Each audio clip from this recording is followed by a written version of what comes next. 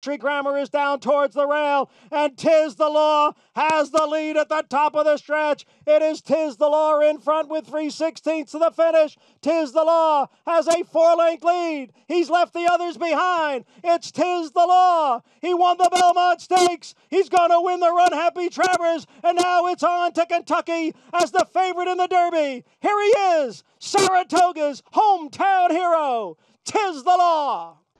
And once again, we're back on Racing Rundown. Today we're going to be getting into the Kentucky Derby, long-awaited Run for the Roses, as has been well documented, running on September 5th due to the pandemic pushing everything back for the first time in a very long time since World War II that the Kentucky Derby is not being run in May.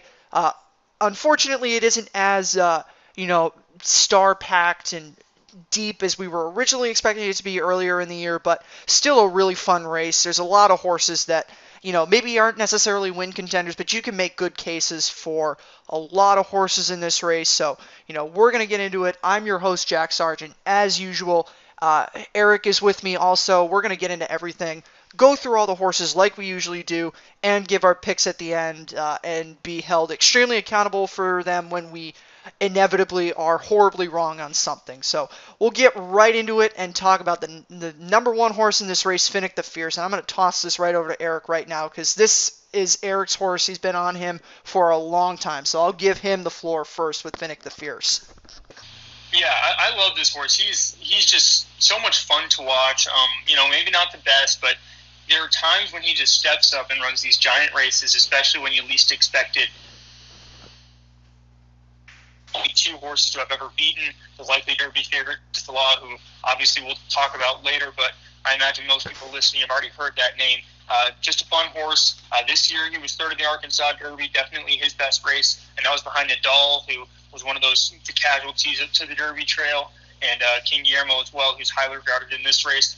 If we go back to his last race, the Bluegrass, I didn't hate the effort. I mean, 7th beaten 10 lengths on paper looks bad, but he made a good move, and I think it might have just been a little too premature. I think if they waited, he probably would have had more horse for the end, and he would have picked up a spot or two better. At the end of the day, though, he's going to need to have a lot go right, but he is a surprising type, and if there's a real big pace meltdown, which I imagine will kind of sprinkle in throughout before we get towards the very end where we go a little bit more in depth on it, that's really the only way I really see him making a big run late.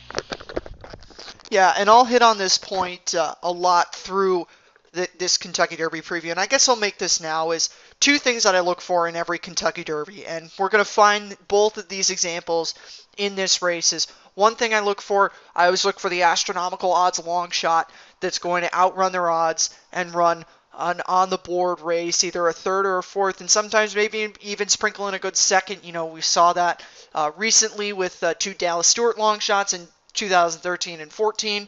And, just looking farther back in history, there's only one Kentucky Derby as of late where there was not a huge 30+1 long shot that didn't run in the top 5, and that was 2015. That was a value player's worst nightmare, that Kentucky Derby. But outside of that, every year, the one exception is 2016. The big long shot was 5th, but prior to that, lots of thirds, lots of fourths from big long shots. Eric's guy instilled regard at 85-1. And my guy Country House last year at 65. But Finnick the Fierce is definitely one of those horses that I look at, but we'll get more into that when we get down the road later.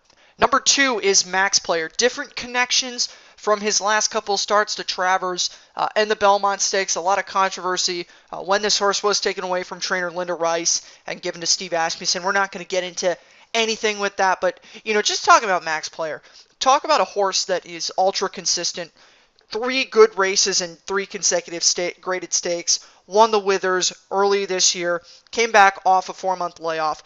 Great run in the Belmont Stakes to be 3rd. Great run last time to be 3rd in the Travers. He's definitely one of your horses that, odds may not be as high as some of the other horses that I or Eric may use. But if you're looking for a horse that's proven and consistent, Max Player, not necessarily for a win. I don't think this horse is a win contender, but for a horse that is consistent underneath, always runs a good race, Max Player is definitely one you're going to want to take a look at. I can definitely respect any person who has a lot of respect for this horse. Yeah, and I think he's one of a few horses in here that the morning line is not going to reflect what they actually go off at. I think he's going to go off much less than this. I think the morning line, I'm just going to make this point now because I'm going to mention it quite a bit. I think Tis the Law is much shorter than he'll actually be. I envision more around even odds 6 to 5, 7 to 5 range for the favorite.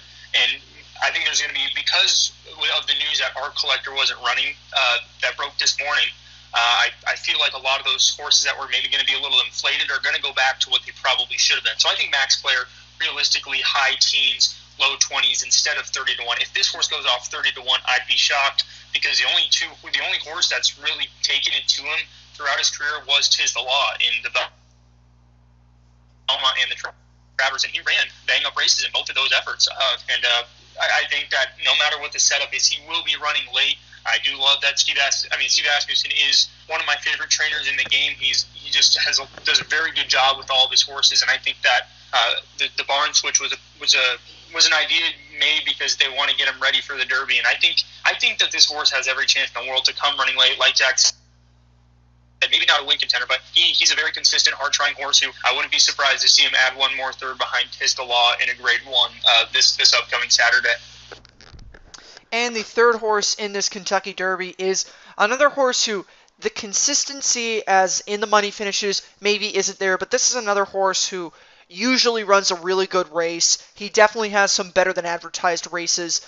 If you go back and you look at his chart, fourth in the Bluegrass and fifth in the Louisiana Derby. On paper may not look spectacular, but he ran a very impressive fourth place finish in the Bluegrass. I was really happy with that. I had him for fourth in that race. Keeneland's not the easiest track to close into. Closed into it really nice. Obviously wasn't going to beat the top two that day. The Louisiana Derby, I'm going to focus on that race just for a little bit.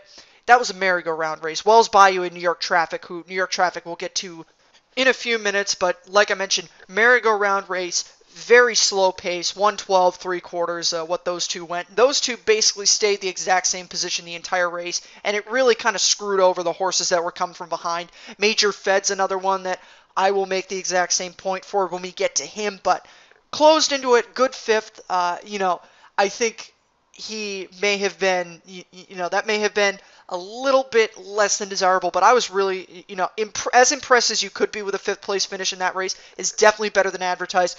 Race before that kind of ran into the same issue of the horse in front of him went super slow, and he just wasn't going to get by him. But Enforceable can close in really slow paces, as he showed when he won the Lecomte Stakes earlier this year. The problem that he's been running to is just that he's been running into horses that have had easy leads, and when horses in a situation like that have the easy leads that they have, it's really hard to run by a horse in a stretch who went 1:12 3/4 and isn't really showing any signs of wavering. So that's kind of why he lost Mr. Monomoy in the Risen Star and why he didn't really have any momentum to pick up on in the Louisiana Derby. But I think he's going to get somewhat on his pace, definitely faster than what he got in the Louisiana Derby. I'm not predicting a pace meltdown. I don't think it's going to be as fast as some people think it is, but I think it will definitely benefit Enforceable. So he's definitely a horse I consider using underneath, and at big odds, he's another horse that's really attractive to me to fit that bill of like your country house from last year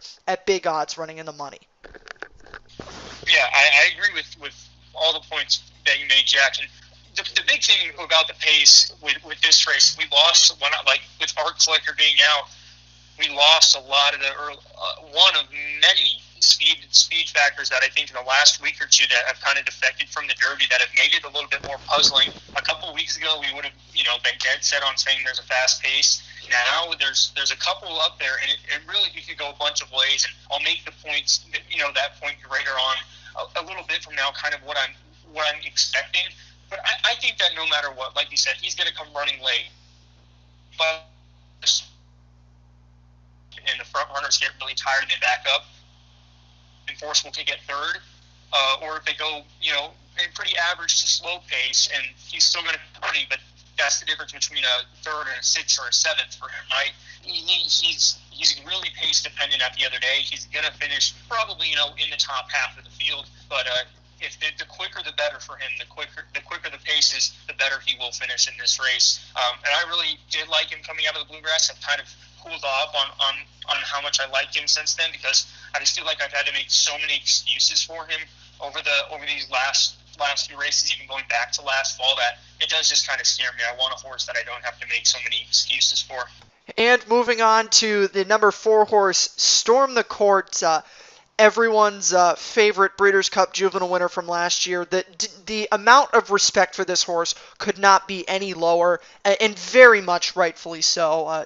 Storm the Court, coming out of that Breeders' Cup Juvenile, I think most of us knew that was a fluky win. He was 45-1 to begin with, so there wasn't really much going for him in that. The race kind of collapsed around him with the top horse, Maxfield, scratching out. And then Dennis's Moment, who, we thought was going to be so much better than he actually ended up being. He was a non-factor in that race. None of the favorites fired, and he just kind of had a Breeders' Cup Juvenile win, and by default got the Eclipse Award for champion 2-year-old last year. Completely undeserved Eclipse Award, but we can have a debate about writers and voting at a completely different point. We're going to focus on what Storm the Court has done on the racetrack, and what that is anything but winning. I don't mean to be harsh on this horse, but it has not been pretty this year. 4th in the San Vicente, that was going one turn, I understand that. 3rd in the San Felipe. The horses he beat were 1,000 Words, who I think is a Fool's Gold graded stakes winner, and then 3 horses that, calling them allowance horses, I think would be giving them too much credit. 6th in the Arkansas Derby, he was well beaten. Finnick the Fierce and King Guillermo, both Kentucky Derby starters, finished ahead of him. I think that was probably his poorest effort this year.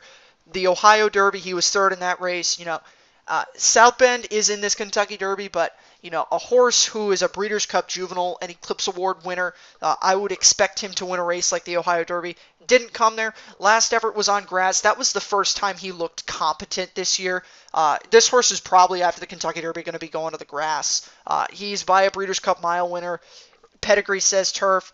Connections, can't blame them. They have the points. Take your shot at the Kentucky Derby. You're going to miss, but if I haven't made this any clearer, this horse is a complete toss for me. The Eclipse Award Juvenile win means nothing to me. Hasn't won since then. No horse from that Juvenile has come back to win a race in the United States. Only one horse even has won, and that was the horse from Japan, Full Flat. He won the Saudi Derby earlier this year, but none of the American horses have come back to do anything. So, complete pass for me, Storm the Court. Eric did a profile of him. If you want to hear even more Storm the Court rambling on about how bad he has been, head over and take a look at that. But complete pass for me. Yep, I'm in the same boat. If you want to listen to 6-7 minutes of pure negativity, you can also go watch that preview. History-wise, if you're a huge history person, you might like this horse, considering the last 5 years we've seen. 2015, 2016 2-year-old champions won the Derby, and then in the last 3 years, it's been a 4th, 2nd, and a 5th. So they've been good. However, Storm the Court is not near the level of any of those horses I just mentioned. I don't know the exact number, but I can confidently say that I don't think there's been a 2-year-old champion that will go off at the odds that has gone off at the odds Storm the Court will go off at. This horse is going to be 80 or 90 to 1 on the odds board. Anything lower would be disgraceful, really. I know in 2004 when Action This Day, who I guess is kind of a horse you can parallel to Storm the Court, he went up at 43 to 1, and Storm the Court might not even sniff that. He's just a gigantic long shot, and unless you really think that the 2-year-old champs are on a big, huge hot streak in the Derby, I imagine you don't think he has much of a chance either. And number 5, Major Fed, is a horse that I've hit on already as one that I really do have some respect for, and like I said, long shot, like horses like him. But I will mention that I thought that there were a few that I trusted a little bit more than him. If I'm just looking purely based on the odds, though, Major Fed is a horse that I would definitely be looking for purely based on what his odds are going to be. He has one bad run this year. The only bad, at least chart-wise race was the Matt win. He had some excuses, some trouble around the turn in that race. He probably wasn't going to win, but I think he could have run better than 10th. I think he was better than 10th that day.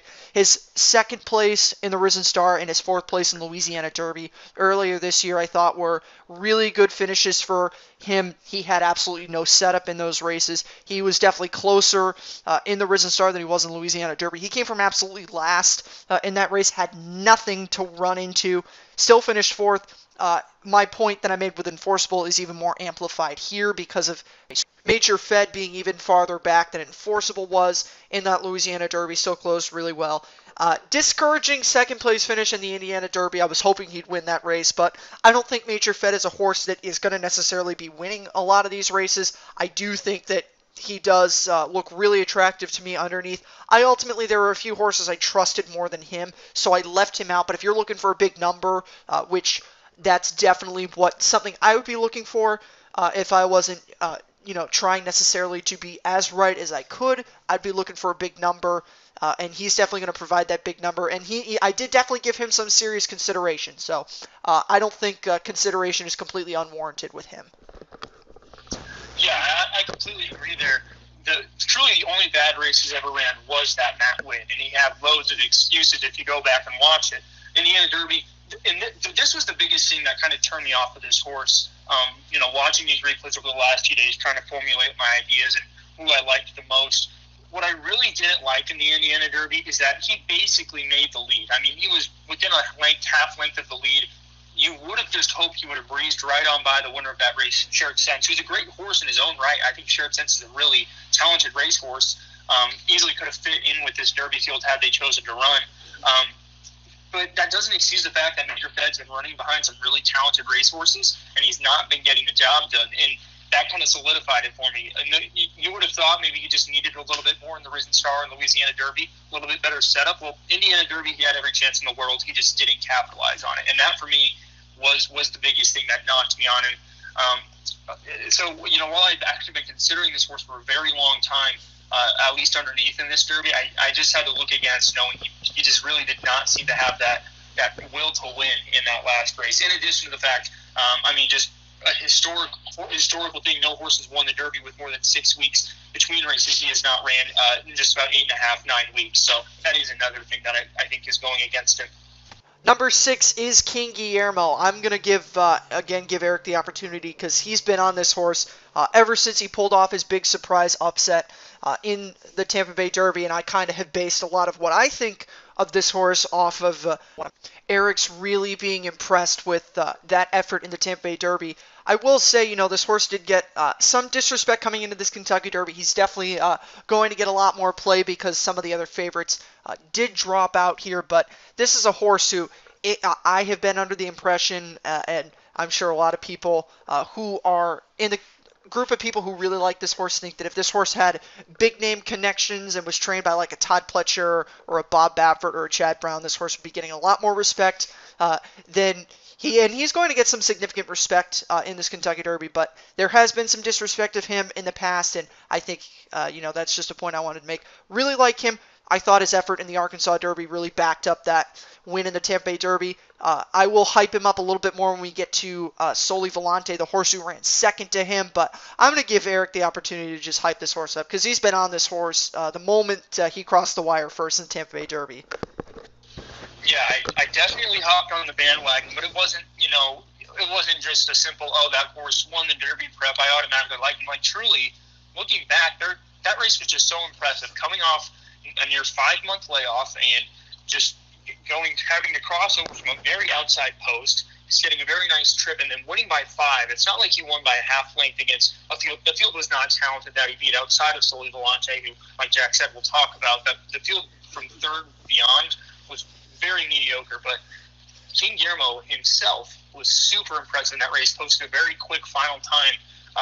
Compared to some of the other horses at the mile and a 16th distance, he went quicker than Maxfield's Matt Wynn and in 1,000 words in the Shared Belief, just to name a few. Obviously, there's different factors there, but that's a visually very nice time to be posting for a mile and a 16th. Then he backs that up with that huge second in the Arkansas Derby behind Nadal, who, if healthy, is a top 4 3-year-old this year, is one of the favorites for this year's Kentucky Derby. And he was beaten by 3 lengths behind a horse who's a freak. I don't think there's any denying that Nadal is a very was a freakishly good racehorse in the short time we got to see him. And obviously the biggest knock on King Guillermo is the layoff. And listen, normally with any horse I would be worried. But his best career race, the Tampa Bay Derby, came off of a 5-month layoff. And he blew him away.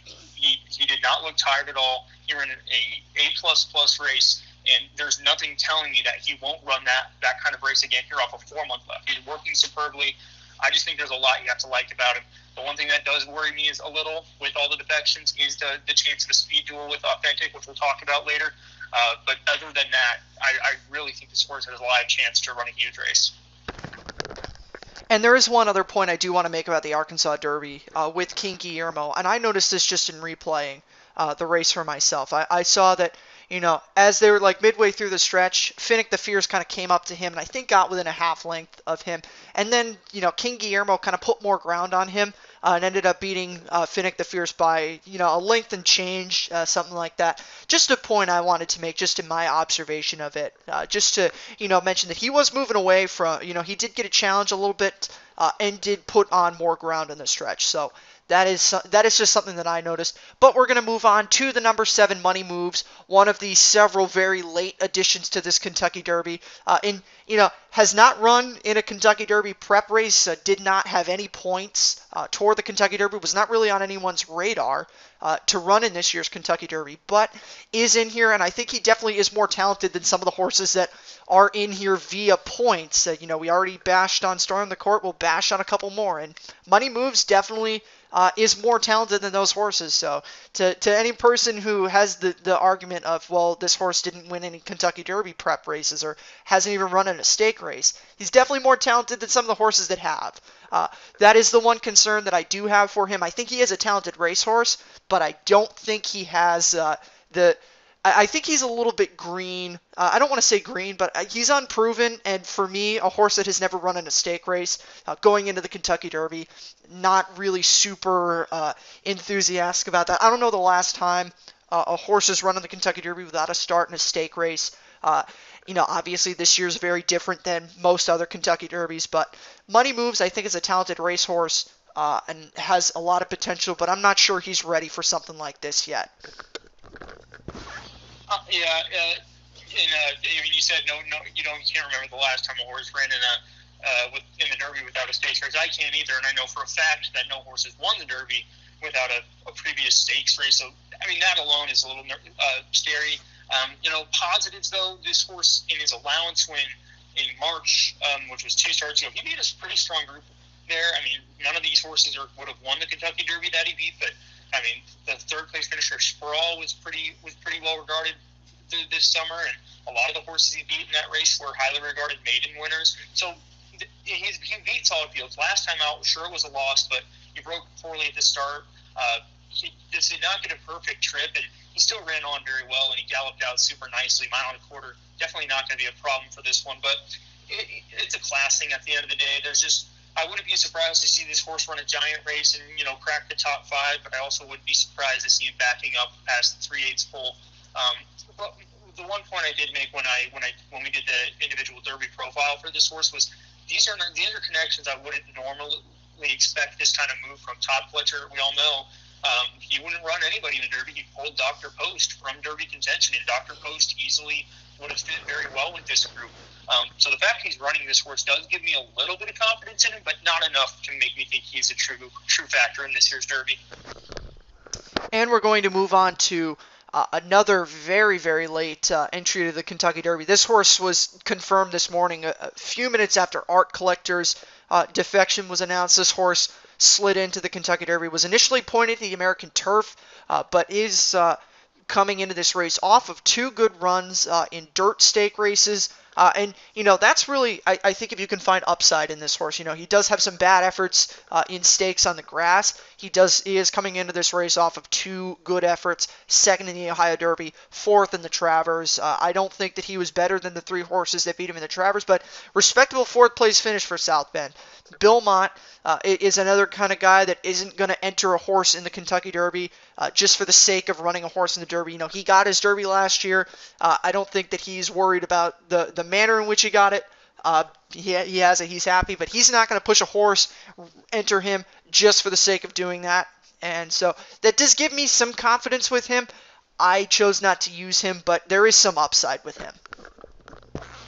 Yeah, I really don't hate this horse in the Derby. Truly, it's weird to say. Obviously, a horse that just completely out of the blue enters the Derby picture, 30 minutes before they draw the post it's a little interesting. But the last two efforts have not been that bad. The Ohio Derby, I think he was the best horse in the race that day. He just had to overcome a lot in terms of wide trip coming from way off the pace, and he still ran a very good second, but he was much the best. And in the Travers last out, while sure he was beaten 10 total lengths by Tiz the Law, he wasn't that bad. If you watch the replay, you really watch them passing the wire, at least Caro and Max Player, the runner-up third place finisher. South Bend was not far behind him, and he galloped out super nice. Was finishing well. The chart says improved. He really did. He improved throughout the race, and I think that with a better pace setup, which he will get, the pace is going to be quicker than 48 seconds in the Derby. I think he might be one that's going to come running late. I think if you truly ignore the grass races, which you of course can do, the dirt and turf form is two completely separate things. If you were able to look past them, I think you're looking at a horse that definitely has a shot underneath.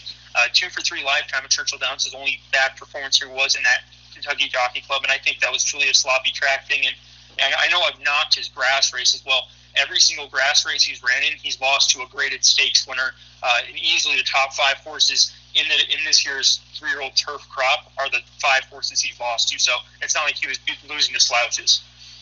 And moving on to the number 9 horse, Mr. Big News. The final of the very last minute Derby entrance. Mr. Big News was entered yesterday, or was announced he was going to the Kentucky Derby yesterday. Very late arrival to the Kentucky Derby Trail. But as we saw, not the latest with the entry of South Bend. This is a horse who does have a stakes win on the Kentucky Derby Trail in the Oaklawn Stakes, albeit he did get a very, very favorable setup in that race. Good pace for him to run into. The 3 horses on the lead kind of dueled each other out, but that good run was sandwiched in between 2 bad races in graded stakes. I picked him in the Bluegrass to run in the money. That kind of blew up on me. This is a horse who, as Eric will mention, one of the horses on this Kentucky Derby show that we kind of were joking about amongst each other was Accession, and I'll let Eric discuss why Accession matters in a couple of minutes. But like I already mentioned, 2 bad races in graded stakes, the 1 win in the Oaklawn Stakes, very favorable setup. I don't like maybes, and this is a horse that I would say, if everything goes well for him, if he gets a fast pace, if he gets a great trip, if everything sets up for him perfectly, then maybe he could run well. And when I have to say, that much, when I have to depend on that much, I'm just going to pass on the horse and find a big long shot at a better price. The one thing that would be attracted to me, like I already mentioned, he's going to be huge odds, but the huge odds for me at this point don't matter. So that's what I think about Mr. Big News. I'll give Eric the opportunity to dish out a little bit more of some dislike on him, but that's what my feeling on him is.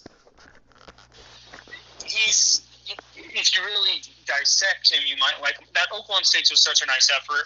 I would know that because I was really high on him that day, and he looked really good at big odds. But at the end of the day, I think obviously trainers are known for hyping up their horses no matter the circumstances. And Brad Calhoun, the trainer, who I really respect as a horseman, he does a very good job with his runners. He's easily one of my favorite trainers. But he did not sound confident at all in this horse for the Derby. It really just seemed like the owner got Derby fever. Well, that's exactly what happened. The owner got Derby fever, wanted to run his horse. So that's why Mr. Big News is here. And if the trainer isn't super high on it, if they were really pointing for a different race, which I believe they were targeting the American Turf, and then they opted for this, that just gives me cause for concern if it was not necessarily the trainer's idea to do the reroute. And like Jack said, both of his graded stakes efforts were bad. Now in the Bluegrass, I will say he was probably a little bit closer than he wanted to be. I think that this is a horse who really needs to be really far back, and he tried to sit a little closer, and it did not work out in his favor. He got really trapped on the rail at a point. He rallied on really well. I mean, he found another gear, galloped out super nice too. But I think that was more of a distancing than anything. And I will say, that a mile and a quarter, this is a horse that has a very European turf classic pedigree. This is a horse who easily would relish a mile and a quarter, mile and a half. So maybe the more distance is really going to show us a new side of him, but I don't know. I don't see it happening. If there's no rain in the forecast, but if the skies open up, I think I would definitely consider this horse based off of that lone really good effort at Oaklawn in the Oaklawn Stakes. But at the end of the day, Obsession, he was second to Nadal in the Rebel at astronomical odds. I don't think it's any secret that horse is not very good, and I just can't trust a horse like Mr. Big News, who has lost to Obsession in a horse race, to actually put on a big show in the Kentucky Derby. And moving on to the number 10 horse in this race, one of two runners for five-time Kentucky Derby winning trainer, Bob Baffert. That would be 1,000 words. Winner of the Shared Belief Stakes in his last start, and in that process, beat Honor AP, who's going to be one of the favorites for this year's Kentucky Derby. Probably the third choice, maybe sneak up there, get second, but I'm not here to predict odds. This is a horse that I'm not extremely high on at all. Take out the victory that he had over Honor AP. The Los Alamitos Derby was not very impressive. The Los Alamitos Futurity, I call that a fool's gold graded stakes race. This horse had he had a bad effort in the Oaklawn Stakes, albeit he did have, it was predicated by a start, but I just don't think he was the best horse in that race. The San Felipe was not good. He was fourth in that race, yes, but he was fourth in front of three horses who, I already mentioned, calling those horses allowance horses would be almost too generous for them. So not really super high on this horse. I don't like him. I don't really find a lot of upside in him beating Honor AP, but he is trained by Bob Baffert. Trainer angle definitely does work out. I know there are some people who like this horse because of the other Bob angle. You kind of hear that a lot with Chad Brown going the other Chad angle.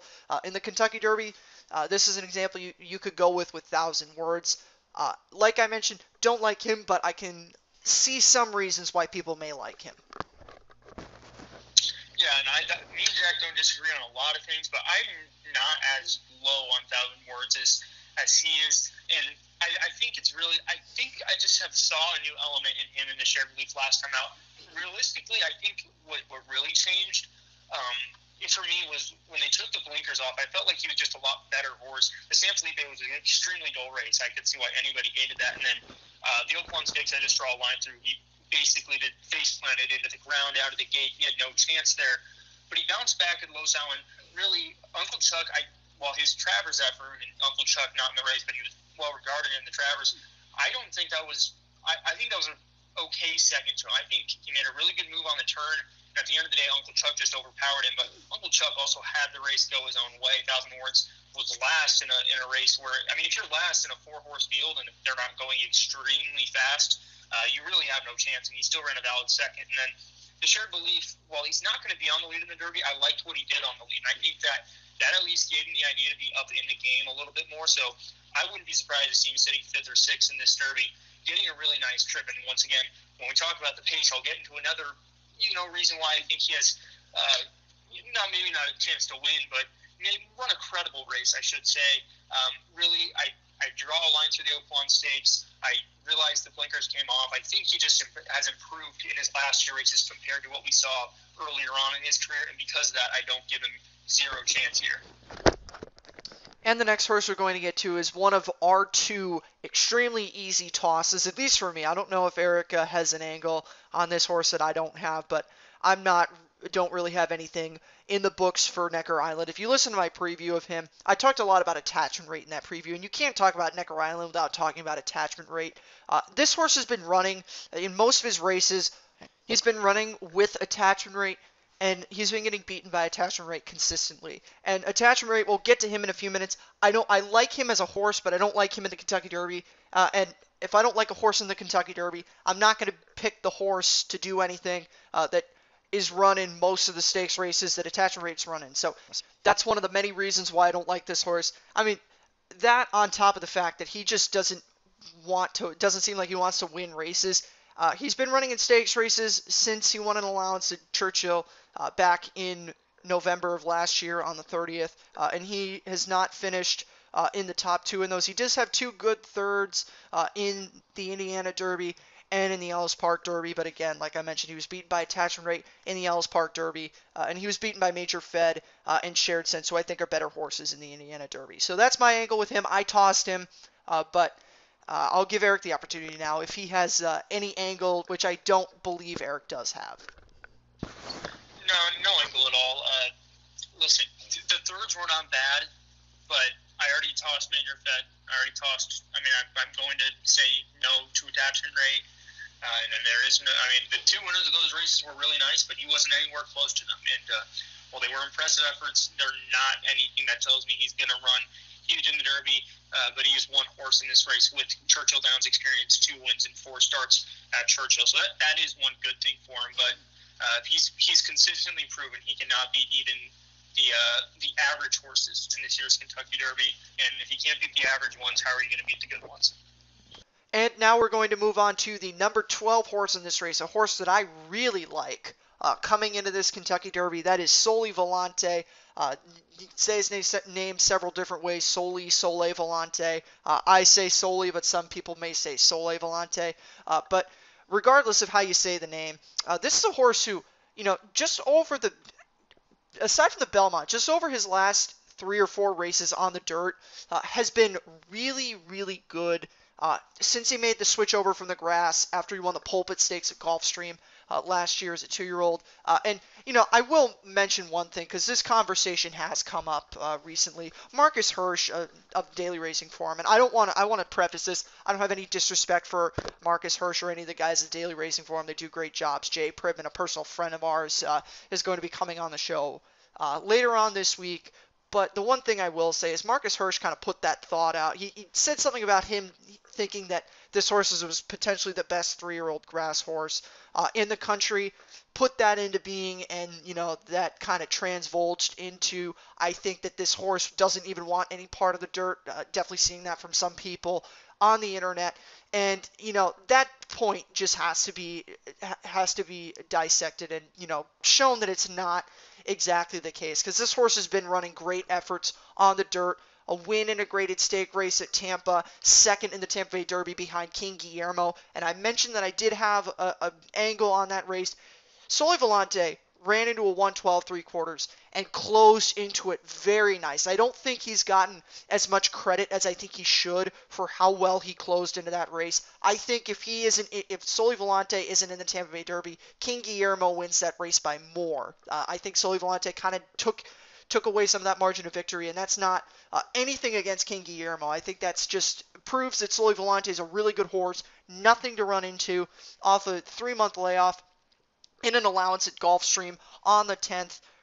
Had a really good effort against a graded stakes level allowance field.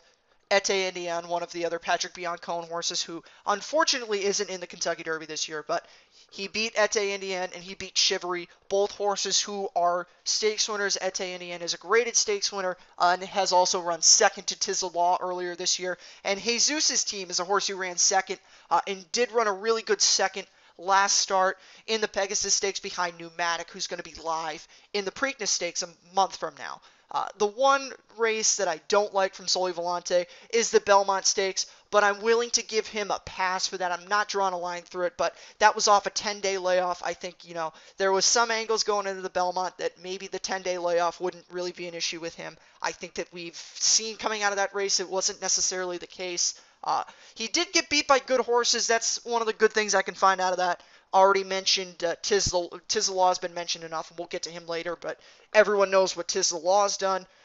Dr. Post, we talked about him, is a very good graded stakes level horse, ran a good third in the Haskell. Pace compromise, definitely, but a good third nonetheless. Max Player, we already talked about him, really good horse. Already mentioned Pneumatic. And the 5th place horse in that race was Tap It to Win, who is going to be a contender for the Pat Day Mile, also on this card, and did run a 2nd place finish in a Grade 1 race sprinting the Alan Jerkins up at Saratoga. So I think that Soleil Vallante, I don't want to say it's a better than advertised 6th. I made the mistake of referring to it that way in the past. I think that, you can give him a pass for that race, not necessarily line through, but Soleil Vallante, really like his running style. I think he's going to get a benefit. I think he's going to get a better pace situation than he got at the Tampa Bay Derby. Really like the Tampa Bay Derby. Really like his 2 wins in Florida. The Sam Davis and the allowance race that he won 10 days before his Belmont Stakes effort. Really like Soleil Vallante, using him underneath. I kind of went off on a bit of a tangent, but I wanted to get all that out on him. Yeah, and I loved all the points you made, Jack. And even the one thing you didn't say was that his Sam F. Davis win was over a pretty solid group. I mean, no world beaters, but Independence Hall, the runner-up in that race, at one point in time was considered the second best, if not the best, horse in this crop. So he beats a good horse there, beats some other good horses, and that visually was just such a nice win there in the Sam Davis. And yeah, the Belmont, I'm fully willing to give him a pass there. 10-day layoff. I think Patrick Biancone himself came out and said, listen, that was not the best idea, in retrospect, and certainly think he'll run better. My biggest concern with him is the layoff. Now, he did have a layoff from that Tampa Bay Derby second place finish to that allowance race at Goldstream. That was 3 months, but that allowance race at Goldstream is a much easier group than the Kentucky Derby. And while those are graded stakes horses he beat, that doesn't make him better than any of the other highly regarded horses in this race. So that's my biggest concern. But other than that, he's been ultra consistent. Distance shouldn't be an issue. We haven't seen enough Terraconti offspring, especially going long or on the dirt, to really make that conclusion. But nothing in his races has told me that that distance will be a problem with him. And now we're moving on to the number 13 horse, a big sentimental choice for me in this Kentucky Derby. I'm not going to use him, but Dale Roman's personal friend of ours, friend of the program, really personal rooting interest here, but sentimentality aside, attachment rate, it is, as we described him a little bit earlier, kind of backhandedly, just a bit of an average horse going into this Kentucky Derby. And, like we mentioned, average horse. I think he's a fine graded stakes level horse. He's had some good runs in stakes races, 2 seconds, most recently in the Ellis Park Derby behind Art Collector. He was second in the Unbridled Stakes earlier this year behind Dr. Post, who we already talked about with his run in the Belmont Stakes. He was third in the Gotham behind Mischievous Alex, who's a graded stakes winner.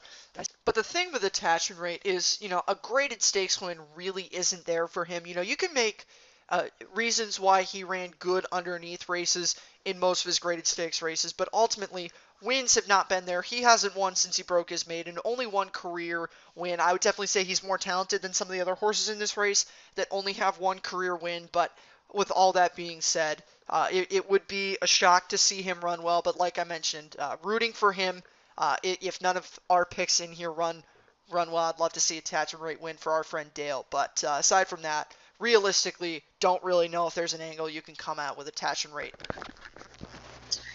If he was not able to win at Ellis Park Derby, then there's really no chance here in the Kentucky Derby, because I really liked him going into that last race. I liked him a lot. I thought he had so many valid excuses from his last 3-4 races, really. And, last time out, he had a clean trip. He worked out the perfect trip, the one he would have wanted. And he was still second best on the day. And I know our collector's very talented racehorse. Attachment rate was visually not doing the job, telling me he's going to step up and run a big race here. But truly, I think that he ran super well in all the races before that, despite what the paper says, and that's what I said going into Ellis. But coming out of it, he would have really had to have won, even if he won that race by a half length over Art Collector, or even a nose. I really would have be holding him in really high regard now, but considering he was overmatched on that day and behind Art Collector, who I don't think who even if he was running in the Derby, I wouldn't have picked. I really can't give him a chance here, but it'd be awesome to see Dale win the Derby, and Joe Talamo too. Joe Talamo, a personal favorite jockey of mine, so it'd be fun all around to see these guys get a Derby win. So I will be rooting for them in my heart, but I don't know if the job's going to get done. And the next horse we're going to get to is the number 14, Winning Impression. We're not going to make very much out of this horse. The one point I will make is Dallas Stewart does run well with long shots. If you are a strictly trainer-based bettor and you only bet based on trainers and jockeys, which I'm not really sure how many of those people do exist, much less would be watching, but if you are one of those people, Dallas Stewart has run second with big long shots in the Kentucky Derby. All that being said, those two horses actually gave an indication that they could run somewhat decent in the Kentucky Derby. This horse is not given that indication. Not going to waste any more time with him. This horse was the easiest toss of the entire Kentucky Derby field. this horse has no chance in the world.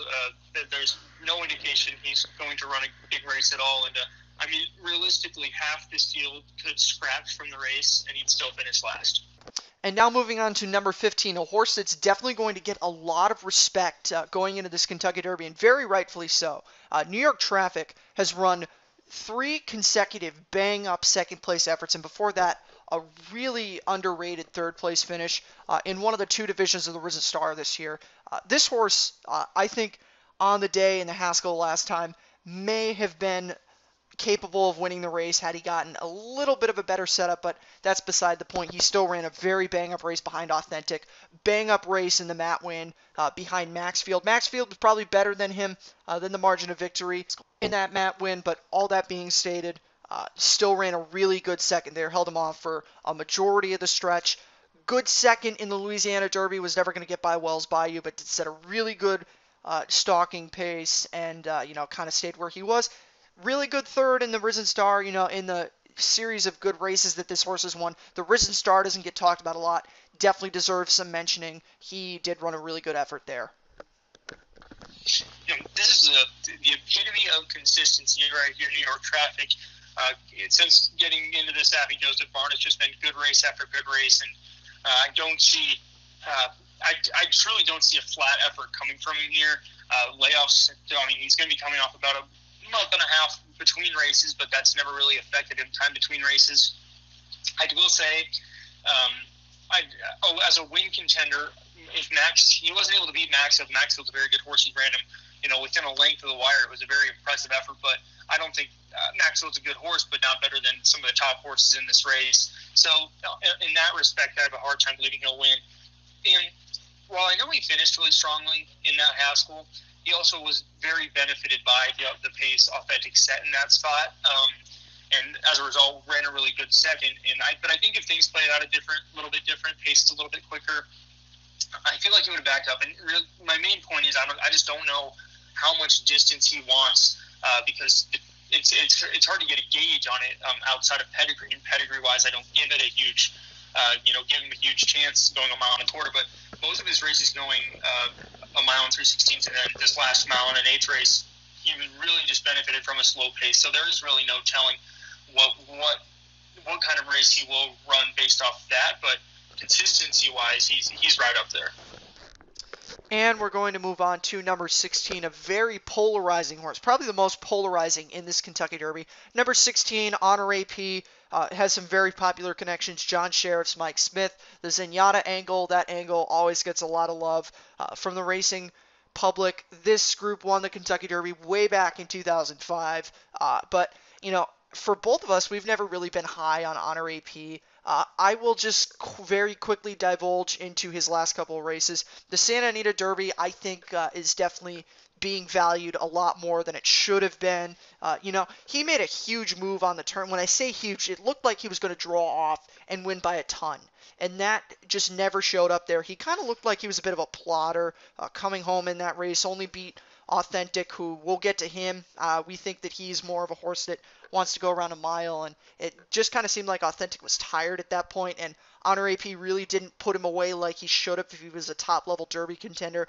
And the shared belief last time, while the argument has been made, is going to keep being made that the horse needed more ground in that race, and it's perfectly viable to make that argument. That's definitely true. He probably wins that race if it's a mile and an eighth. But with that being said, it was a mile and a 16th. The horse, if this horse is Kentucky Derby winner level, which a lot of people think that he is, I'm just going to put this thought out there. If this horse couldn't beat 1,000 Words, we already mentioned 1,000 Words. I'm not the biggest fan of him. If he couldn't beat 1,000 Words, you can give him past that. But if he can only beat Kiss Today Goodbye, a horse who was 10th last in his race prior to the shared belief, if he can barely beat that horse only by half a length, and can't win a race like that on class alone, then I don't really like him going into the Kentucky Derby. Yeah, this horse is, like Jack said, polarizing. I think that's the best word anybody could use to describe him. Because that Santa Anita Derby was a nice win, but he also didn't beat much.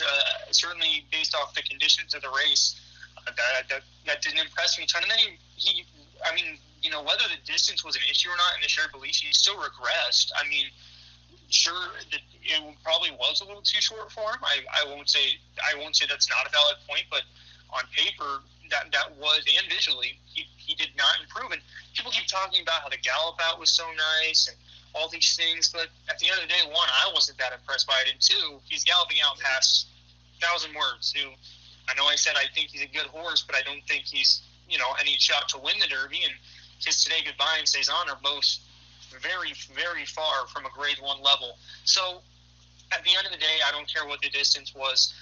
As long as the race is 2 turns and it's 3 other horses he should be well handled based off of how people talk about him.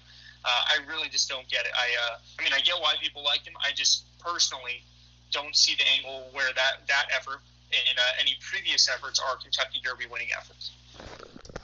And now we're going to move on to the presumptive favorite of this race, and very rightfully so. 'Tis the Law, the Belmont Stakes, the Travers winner. I will make a point really quickly with 'Tis the Law, because, what is there to say that hasn't already been said? I'm not going to say anything about 'Tis the Law that no one doesn't know already. I do just want to make one brief point with him. He's coming into this race off of a prep in a 1.25 mile race. The Travers, him and Max Player and South Bend are the only 3 horses in this race that have previously gone a 1.25 miles, and I think that definitely will benefit him. New York Traffic, Major Fed have gone a 1 3/16, but 'Tis the Law has gone that 10 furlongs. He was ultra impressive in the Travers. He won that race, and he was eased up a quarter of the way through that stretch. Still won by 6-something lengths, and was 2 minutes 95 while being wrapped up for most of the stretch of that race. We can debate on whether or not he would have broken a track record, broken a margin of victory record if he'd been fully cranked up in that race. That's neither here nor there. This horse may be one of the more talented horses entering a Kentucky Derby we've seen in the last 30 years. I'm willing to go there with 'Tis the Law. Super high on this horse. We've been high on him ever since the Breeders' Cup Juvenile turned into the disaster that it was.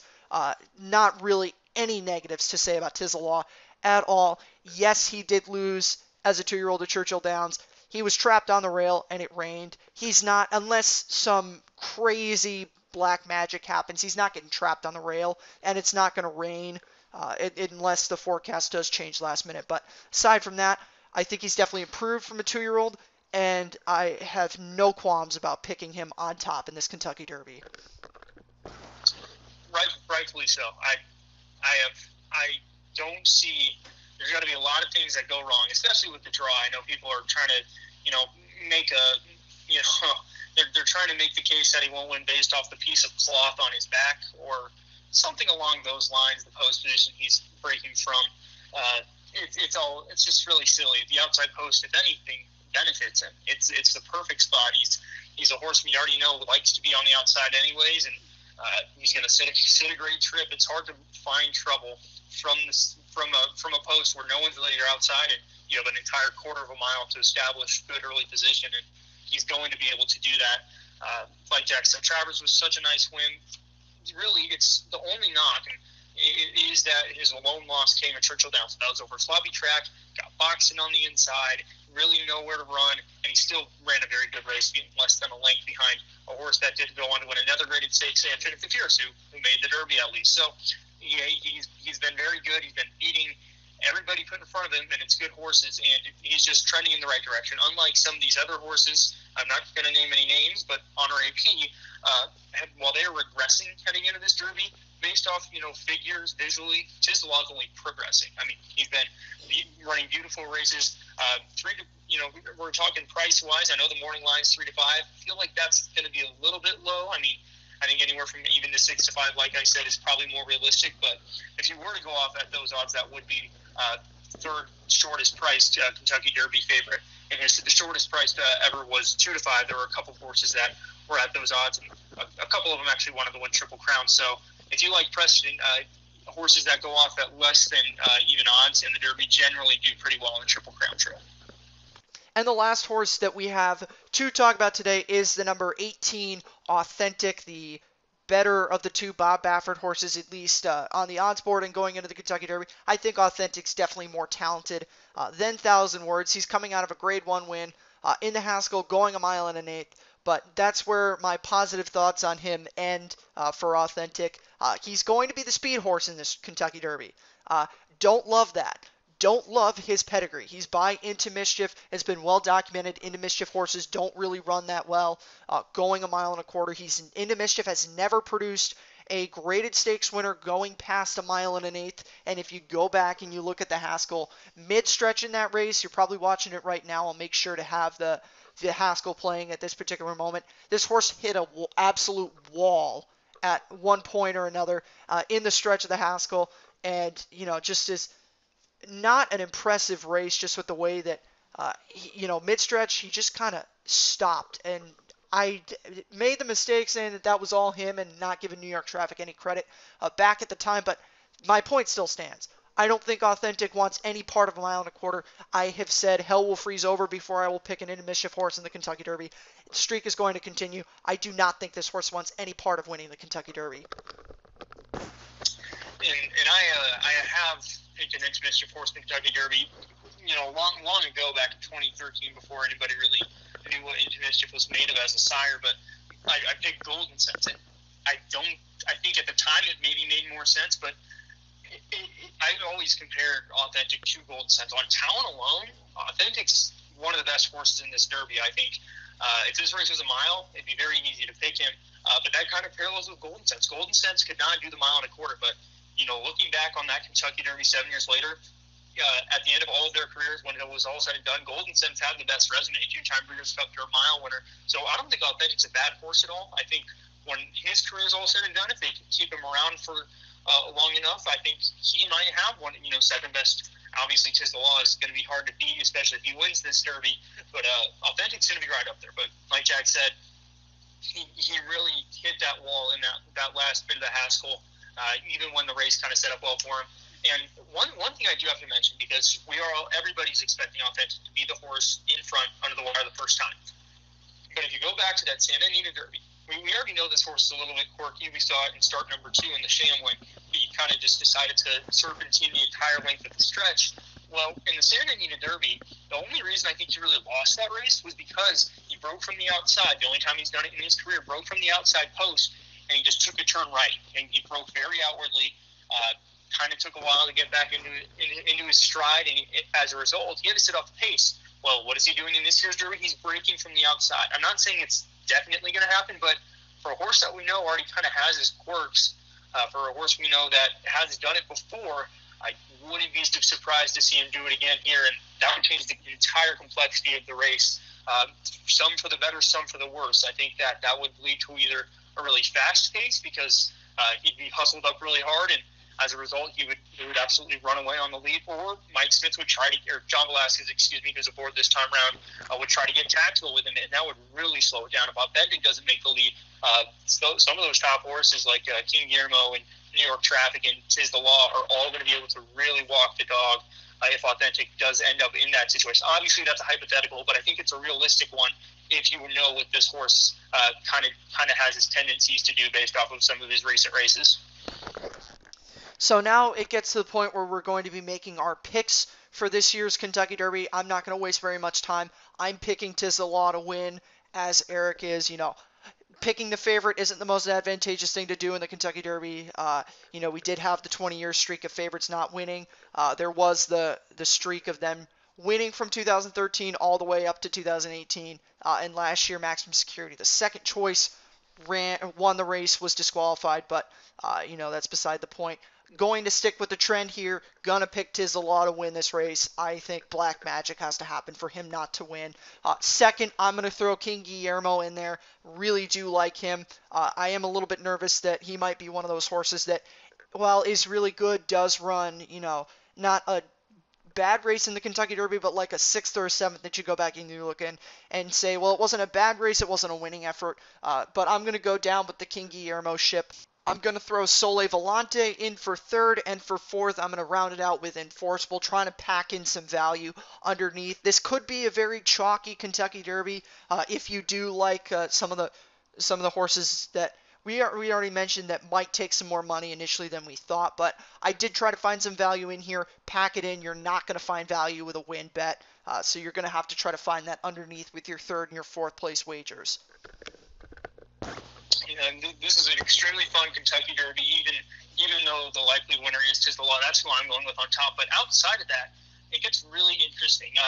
Talking about pace up, and I've been hinting at it throughout. I want to use two previous derbies kind of as references. If you go back to 2006, which is a while back, but there were only a couple. This is kind of sets up the same way. There's only a handful of horses here that really are committed to being on or near the lead, and that'd be Authentic, King Guillermo, New York Traffic, and maybe Storm the Court. He's kind of a wild card where he'll sit. But those top three are horses that I know are more than likely going to be 1, 2, 3 under the wire, if not in the top 4. Well, those horses also have a lot of early naturally speed. And if you go back to 2006, the top two and three horses in there were really the only major confirmed speed presences in the race. Well, they had a lot of natural early speed, and as a result, they just blazed the path. 46 lap and a half mile, 110 and change for 3/4. They went very fast, and they just backed up. I mean, they really did. But that set up really nicely for the horses that were stalking in that race. Barbaro, Bluegrass Cap, the runner-up, both were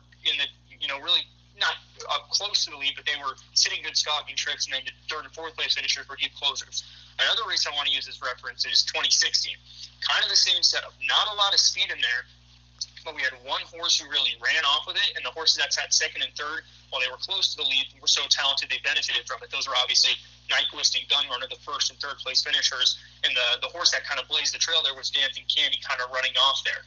I think that it could go either way. Honestly, wouldn't be surprised to see some of those horses run those races where they back up, or where they're so talented they stick around. And I think my guess is it's going to be like 2016, where you have the horses that are stalking still run super good just because they're that talented, but the pace is super hot, and closers come running late, finish it out like Exaggerator, Mohamed, and Sudden Breaking News did there. So, like I said, I have Tiz the Law on top, but then I'm going to go Max Player second. And I know I've been super high on King Guillermo, saying he's going to run second in the Derby this entire time, but truly I think that the pace is going to get to him. He's going to get tired down the lane, kind of like Gunrunner did.